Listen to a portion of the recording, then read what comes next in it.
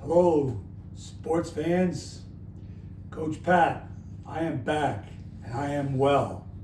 Okay, I know it's been over a month since my last show, but life gets in the way sometimes. You just have to take care of things in the holidays, and there's been a lot going on in the world that, this kind of show and type of activity that we do here for fun and for entertainment and to educate people. Sometimes it's not the most important thing and the priority with other things that are happening in life. Today, I have with me my son, Charlie.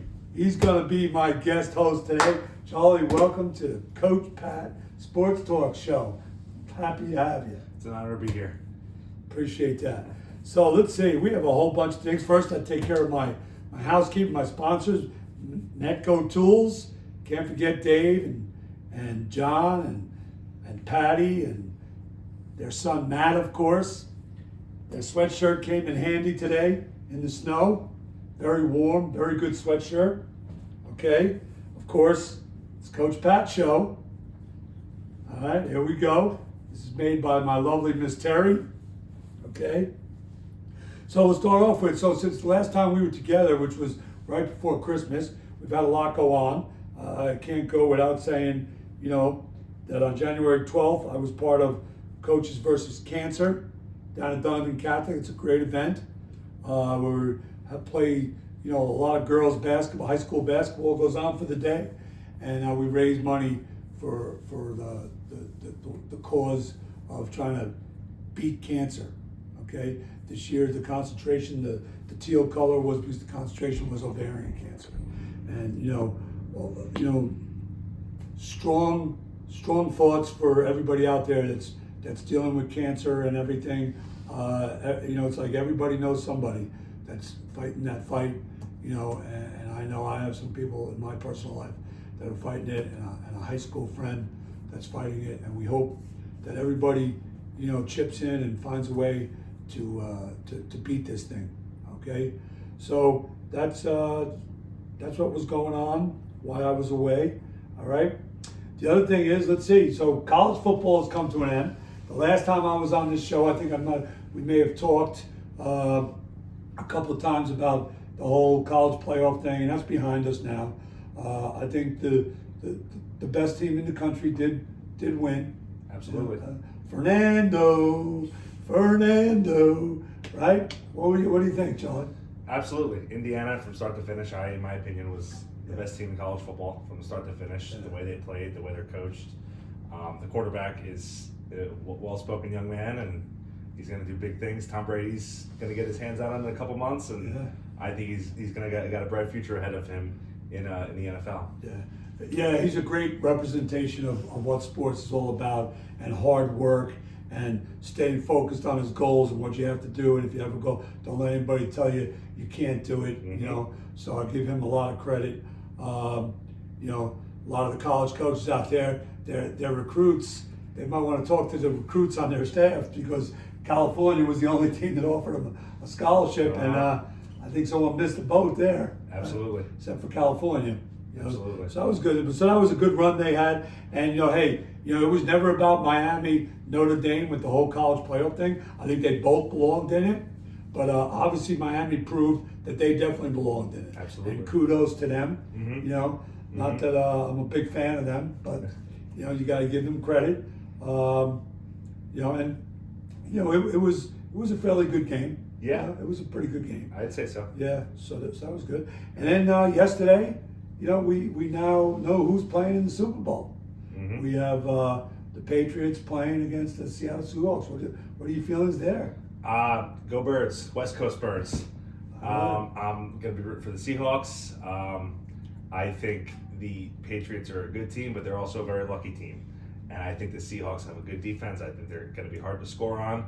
And I think Sam Darnold is playing his best football right now. And shout out to the New York Jets for drafting him. And hopefully he beats the Patriots in honor of them. Yeah. And the first New York Jets quarterback to be drafted by the Jets and play in the Super Bowl since Joe Namath. Found that out. Wow. So Pretty Joe good. Namath was the last quarterback drafted by the Jets to play in the Super Bowl. And I know that your brother, my son Patrick, pointed out to me that he's the draft class of Josh Allen, Baker Mayfield, Lamar Jackson, and he's the first one to reach the Super Bowl. Out of all of them, Yeah, absolutely. Who would have thought that? And for you Patriot fans out there, not that we're representing, but we have some Patriots, but it's really this side of the helmet that we focus on.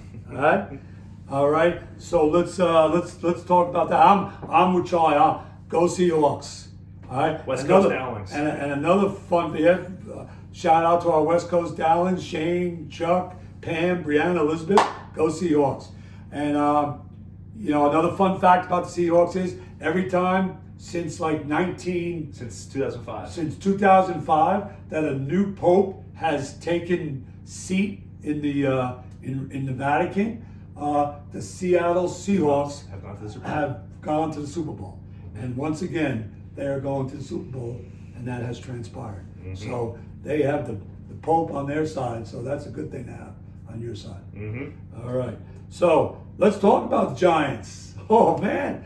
Let's talk about the Giants. The G-Men are back. John Harbaugh. Wow. Home run, baby. They did it. Giant fans, you have no qualms out there. They did what they had to do, and they gave him full reign. And I am excited about the Giants season. Charlie, on the other hand, he's a little bit of a Giant fan, as a little tyke growing up in this house. But then he evolved to a Kansas City Chiefs fan before they won the Super Bowls, okay? And the Kansas City Chiefs, it's the first time in 6-7 years that the Chiefs were not in the AFC Championship. Something like that. Yeah, it's been a little while. It's first time, they went 3 in a row. They've lost to Joe Burrow and Tom Brady in previous AFC title games, and but it is what it is. The pieces weren't in play this year, and gonna have to find ourselves a quarterback for next year. Why Mahomes comes back, gets healthy, still have the best coach in football, so we got that on our side. Second best, John Harbaugh's the best, of course. But gotta find ourselves a quarterback. Who knows? And hopefully Jeremiah Love with pick number 9 in the draft will go a long way, and Spags will create something on defense, and we'll see what happens next year. The Broncos are for real now in the division. The Chargers are dangerous, but it is what it is. It's even Brady had his hiccups. It's gonna happen. And you're absolutely right. You know what the greatest thing about the whole thing is the changing of the guard. And I don't think it's necessarily like you said, the changing of the guard is the Chiefs are not going anywhere. They'll be back whether Kelsey retires or not. Mm-hmm. Andy Reid is definitely one of the legendary coaches, and Mahomes will come back with even more of a vengeance now. But this year, I think the greatest thing and the most exciting thing about the NFL season was the parity. Absolutely. The parity. Nobody would have picked the Patriots and the Seahawks to be the last two teams standing. They were both left out of the top 10 favorites to win the Super Bowl this year. Yeah. They weren't even in So the top 10. I think that was the most exciting thing about the NFL this year is that the parity, and like you said now, it's no longer, the Chiefs know it's no longer their division, that they're going to have to work for everything they get. The Buffalo Bills are saying, oh no, here they are again. And now we're going to have to work. And of course, with all the coaching changes, not only in college football, but then it trickled up to the NFL. Because I know on this show we talked about all the college firings, but we've never seen anything like it in the NFL when, a quarter of the teams, fired their coaches. So it's crazy. And there's still 4 jobs out there. There is. And Sean McDermott's probably the best of those candidates. Yeah, is it 4 or 5 jobs? It might be 5. Might You be might 5. be right? Yeah. And then, of course, Notre Dame, we're happy that our man, Marcus Freeman is staying put. He's not going anywhere. Absolutely. None of their starters have jumped into the transfer portal, and they've picked up quite a few players. So that leads us to, let's talk a little bit about the NIL situation. The NIL situation, as we all know, is officially out of control. Okay? Carson Beck comes on after the national championship, admits that he hasn't gone to class in 2 years, that he graduated college 2 years ago, and he played in the national championship and was still playing college football with student athletes who go to class. That's an issue, okay? That's not the intent of the NIL. The NIL now is becoming, let's get semi-pro guys to play college sports. Because now in basketball, you're hearing from some of the coaches, most recently Danny Early, who, through the recruiting high school kids, transfer kids, portal kids, won himself back-to-back national championships, all right? And has come out and said that's the way he's going to continue to do it. But we have a situation now in college basketball where guys from the G League are getting deals and they're playing college basketball. And G League guys, for all you people out there, those are guys that have already made the step to the pros. It's like practice squad guys in the NFL. And the college people need to understand that they now need to draw a line, because now it's out of control. You can't have kids graduating college and not going to school, at least as grad students, playing college football, playing any college sport, or nor college basketball, whatever it is. The only problem I have is with Mr. Calipari. All right? Mr. Calipari's come out recently complaining about NIL and all that stuff. And my only thing there is, John Calipari for years was bringing in these one and done guys, one and done, come in, and he knew they were one and done. And people mean by that is he was recruiting kids out of high school. Granted, they were high school players, but he knew they were just coming playing for 1 year and they were going right to the NBA. Come on. That doesn't exactly, paint the picture of college student athlete, one and done. What's your feelings on that? I agree. It's you're getting guys to stay at college more now, but it's because they're getting paid a lot of money to stay there. Yeah. Oftentimes, they're making more money staying in college rather than going right to their professional sport right away. And it's a shame that it's gotten to that point, but in a way, it is better than the one and dones because guys are staying longer. But at the same time, guys have agents now. Guys are signing contracts. Guys are getting sued for leaving after signing contracts. We're seeing in college football right now. And it's turning into another professional sport, and it's not a good direction for the sport. Yeah, they got that. We all can agree. It's been out there on ESPN. My man Pat McAfee's show and John Gruden. All right, it's out there. Everybody knows the NIL system is broke, and it needs to be fixed quickly, or college athletics as we know it is going to be gone, and that'd be a shame because college athletics is wonderful. And the other shame in the whole thing is being a high school coach yourself is, you feel for the high school kid. Because that same, like when I was in school and kids were getting recruited, it's not the same anymore. College coaches aren't coming into high schools anymore and talking to the high school kids. And that used to be exciting because everybody knew when a college coach was in the building and was here to talk to a kid and stuff. And those kids are being kind of pushed aside for the transfer portal kids. And then, they're going to not a lesser school, but not a school that they may want to get scholarship, maybe Division III, Division II, and there's nothing wrong with that. It's great. There's an opportunity out there for everybody. And then they're transferring from there rather than just going from high school to the school they want to play at for 4 years. What's your feeling on that? It's a shame. It is because high school and low-level college sports, Division III specifically, are now they're the purest forms of the games because those are the two levels where you're either, in the case of Division III, you're paying to play a sport. High school, not so much, but those are the athletes that truly love the sport and are going to school just because they love to play the sport. They're not in it for the money. And, Absolutely. And so the smaller levels, I find myself following those smaller levels more because it's the purest form, it's more competitive, and a lot of times there's a lot of very talented players at that level that find themselves after a certain amount of time making the jump to the next level. I saw with Susquehanna, my alma mater, with a couple players, with their coach going to Albany, having the talent to follow him to a Division I school and being able to make the jump because they had that start at Division III. So I guess in a way that sort of helps. The Division III can be sort of a bridge to these bigger schools, but a lot of times it's still it takes away from the purity of the sport, seeing all these guys leaving these small schools for the bigger schools. Absolutely, and plus now you're getting kids are staying in school 5-6 years. They're playing college football at 24, 25, and you got kids coming in at 19, 20, and it's just it's created a whole new world. But they've got to get control of it. This is the new direction we're going in, but we got to get some guidelines and we got to put some order to it. All right, and then as always on here, we like to talk about youth sports, and it's great to see that.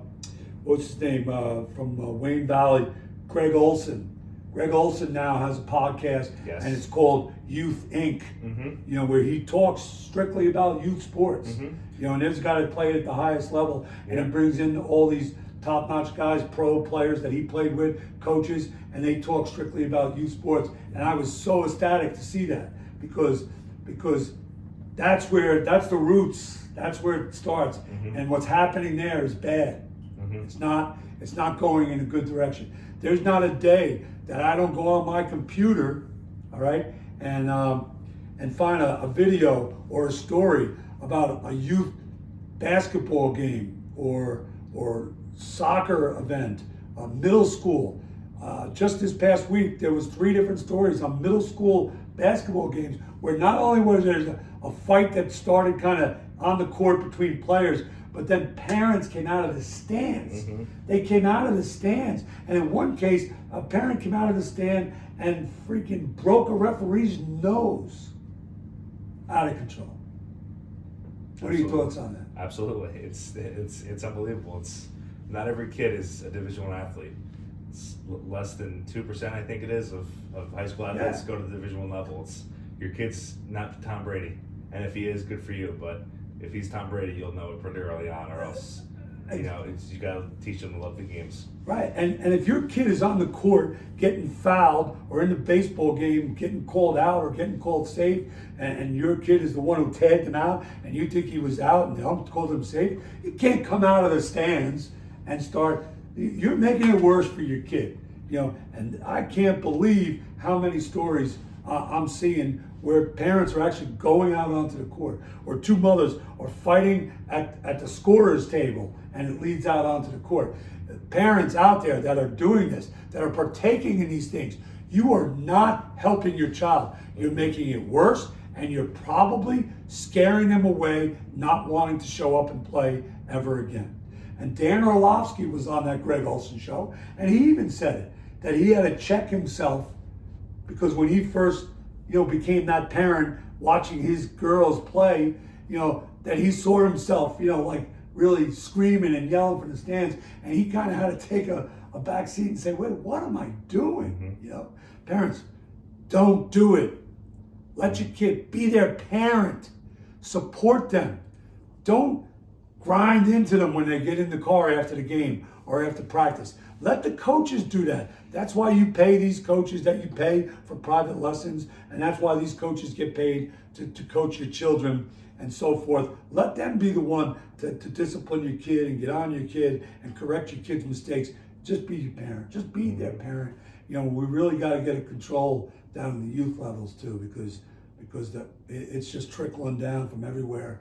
And that's where our college athletes and pro athletes, and that's where Fernando Mendoza comes in. What a great role model. Some of these guys in the NFL, some of them are good role models, some of them not so good.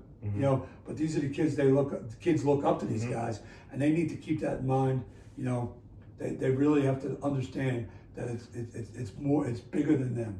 It's not all about them. Well, I'm glad we're back, Charlie. I really appreciate you joining us here. Absolutely. On a snow day.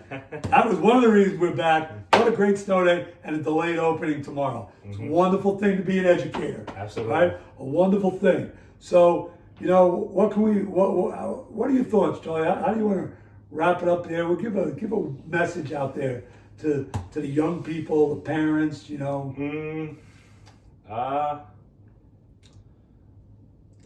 Put me on the spot. It's all right, man.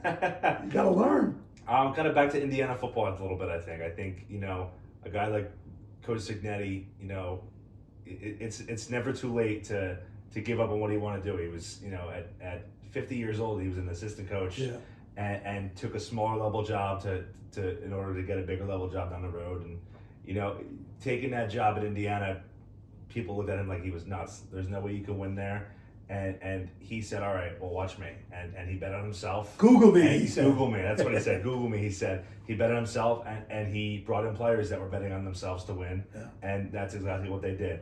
His what was it? His offensive coordinator, defensive coordinator, he hired them each for $8,000 and like a room to, and like a bed to sleep on. At Indiana University of Pennsylvania. and he gave them a bed to sleep on, and now they're both multi-million-dollar coaches. Yeah. And he bet on himself, and it just goes back to the love for the game and loving the game for its pure sport, and Right.